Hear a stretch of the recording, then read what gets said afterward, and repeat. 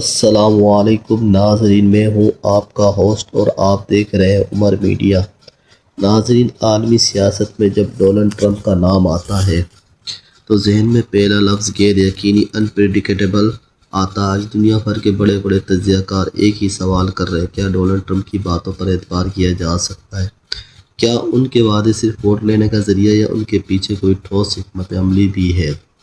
آج کی اس ویڈیو میں ہم عالمی میڈیا کی ان رپورٹس کا پوسٹ مارٹم کریں گے جو ٹرمپ کی ساکھ پر سوال اٹھا رہی ہیں۔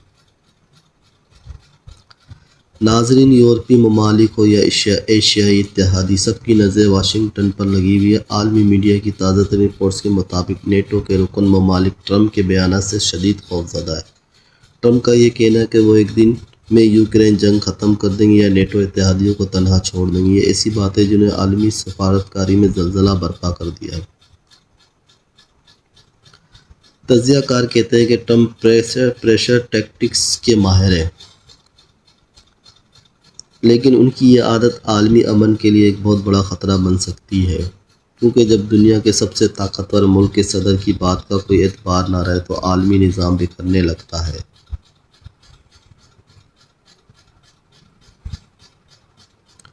یہاں ایک سوال یہ بھی ہے کہ کیا ٹرمپ واقعی وہ کریں گے جو کہہ رہے ہیں؟ ماضی میں بھی ہم دیکھ چکے ان کے بیانات اور اقدامات میں زمین آسمان کا فرق رہا ہے۔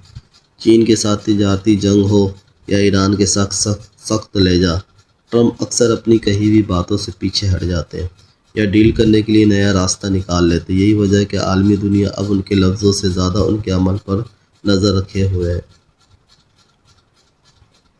ناظرین، سیاست کے اس شطرنج پر ٹرمپ کی اگلی چال کیا ہوگی یہ تو وقت ہی بتائے گا، لیکن ایک بات طے ہے کہ عالمی طاقتیں اب امریکہ پر آنکھیں بند کر بھروسہ کرنے کو تیار نہیں۔